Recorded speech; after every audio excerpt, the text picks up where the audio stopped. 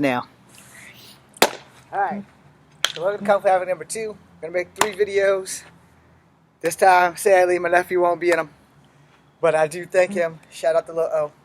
Alright, so I'm going to do some martial arts with the lightsabers and without the lightsabers. So, before we do that, alright, don't know if y'all can see this. So,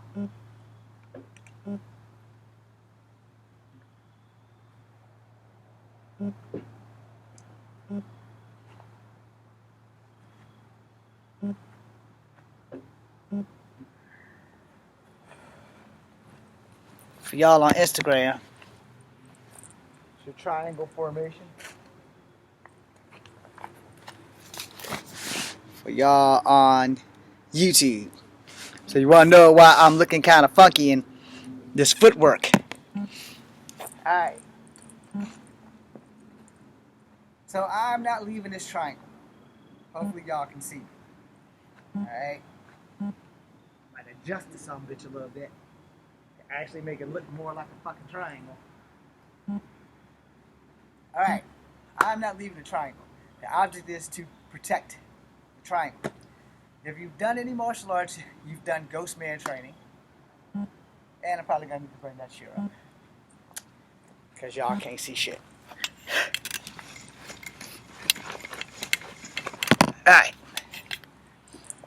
So, if you've done any kind of Ghost Man training, the triangle is a circle of protection, sort of. It's just not a circle. So, you have basically, these triangle lights are my 3-man attack. The most dangerous opponent is the one that is always behind you. So that would be your first attack. Non-dominant, dominant. Understand how that works. So if the guy's behind you, back elbow, back fist, boom, boom. See how that works. So when you see me doing that, you understand that I am protecting my barrier. Now with a weapon, on the other hand, this triangle means nothing, because it shouldn't be anybody who can get past my bow staff if I was using a bow staff. I should be able to work that bow staff, and anybody who steps within the range of striking distance will more than likely be struck. Unless they're very, very quick, or I'm very, very slow, or very stupid. So I have this triangle here, and we're going to do moves that do not allow me to step out of the triangle. If I come up here, I fucked up. If I'm way back here, I fucked up. So we don't have to worry about this side or this side because of the way I set this triangle up. I shouldn't have any worries whatsoever. There will not be too many fancy moves, because fancy moves will lead me to fucking up. I understand that. So like I said, you have a 3-on-1 situation.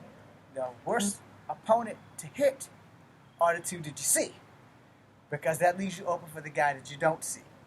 Alright?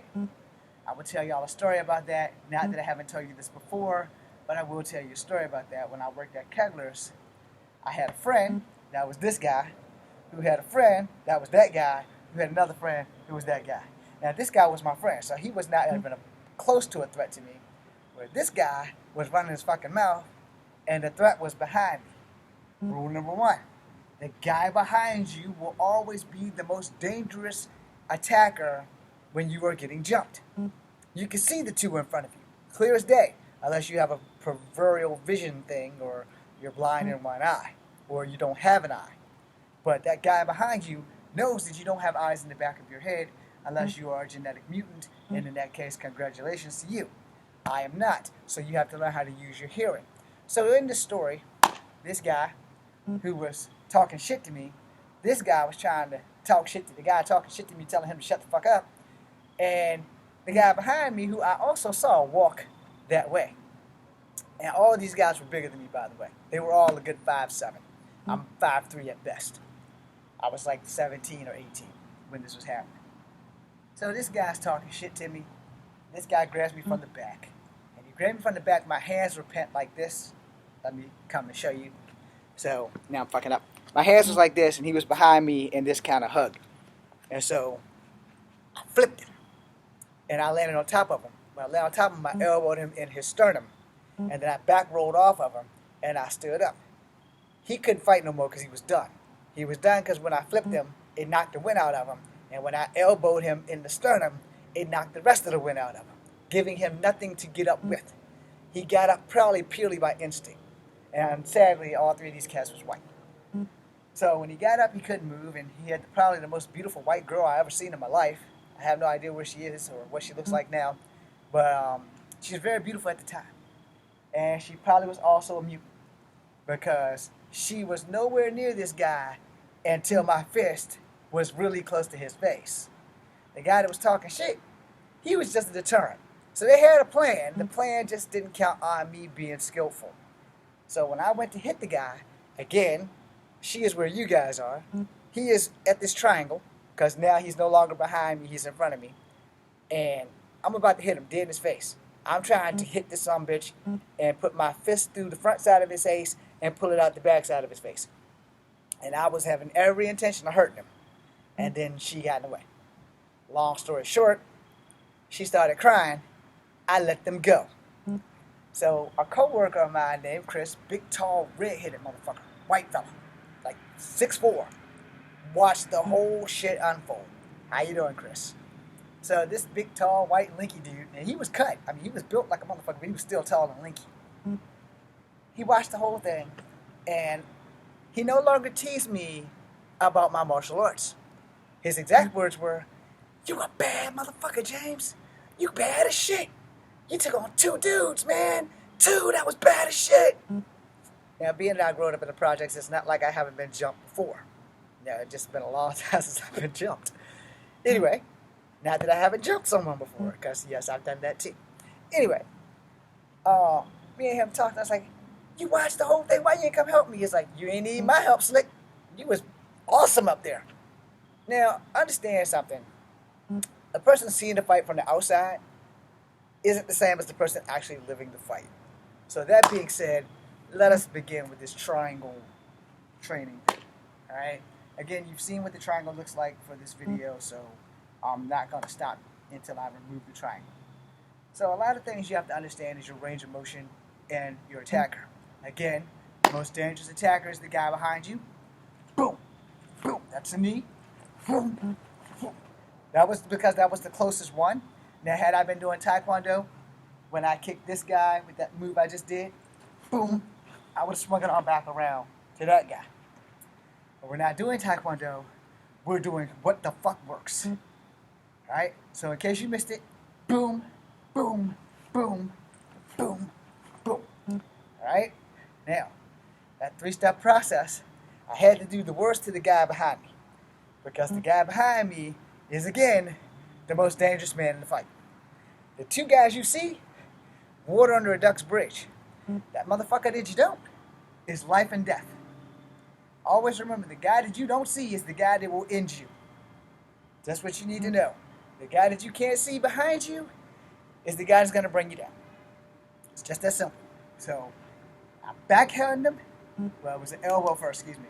Elbowed him, back fist, knee him, kick this guy, kick that guy.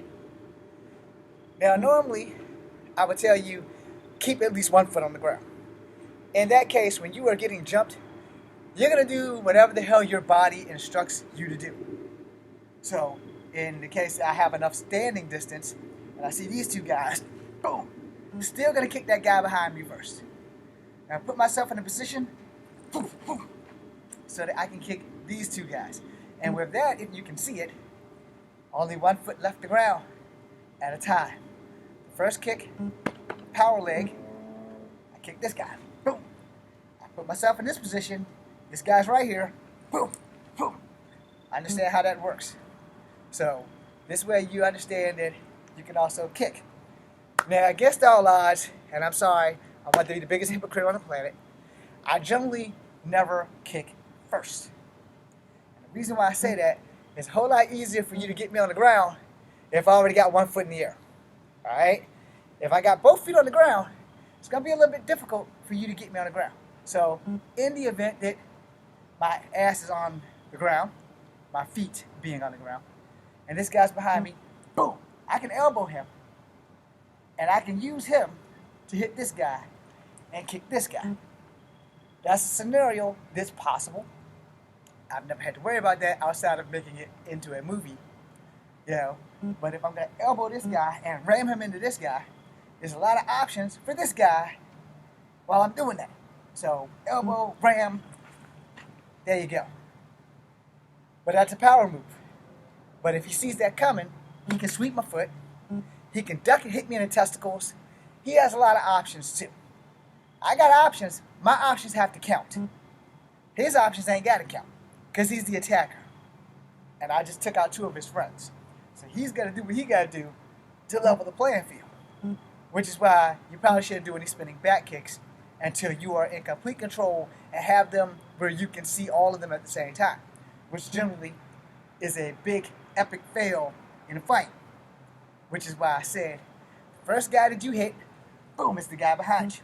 Boom, that guy, boom, boom. So you have that triangle motion.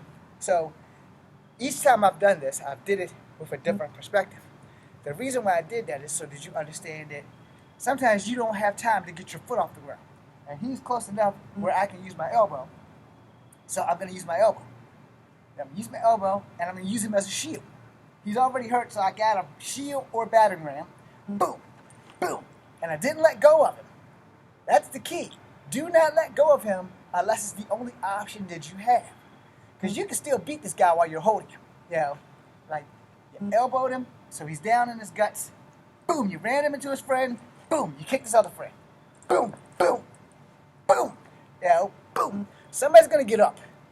Out of the 2 people that you've already gotten, somebody's going to get up. Because they're going to be angry.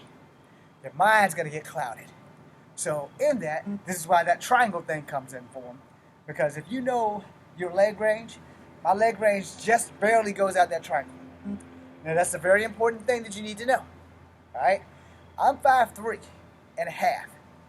My leg range will go the same way no matter how many ways I step this way or this way or this way in this triangle. I know how tall I am. I know what I need to do in the event that I have to have a fight against 3 people. Again, we're going to go southpaw this time. So, my first attack is an elbow. Grab him, ram him into this guy on my left, and then kick this guy on the right. Now, the guy on the right, I use my stronger leg, so he might not get back up. I'm still holding on to the guy who was behind me. Which means from there, I can elbow him in the spine, or I can knee him until I see blood. This guy's going to get up after I just rammed his friend into him. So, this guy that I'm holding is my lifeline. And I intend on using him against his friends in every sense of the word. If they throw a punch, boom, his head's my shield. They throw a kick, his body's my shield. This guy gets up, boom, I'm putting him back down. Boom, throwing that guy around. And all the time, I'm still figuring out what I'm going to do with this weapon that I have in my hand. Because he's not just going to keep letting that shit happen. Unless I fucked him up so bad that he can't focus.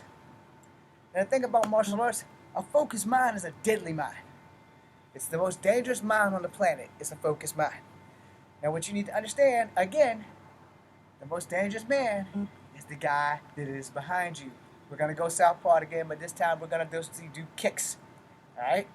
So I'm going to elbow this guy behind me again, and I'm going to knee him, which means he's going to fall this way, which gives me no leeway between these 2 guys. So watch carefully. Elbow, pull him, knee. That part's kung fu.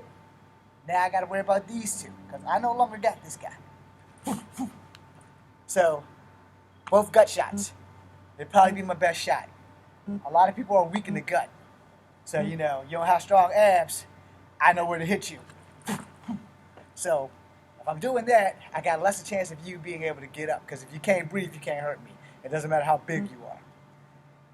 So, for that, all medicinal purposes, and I'm going to disrespect the fuck out my lightsaber now.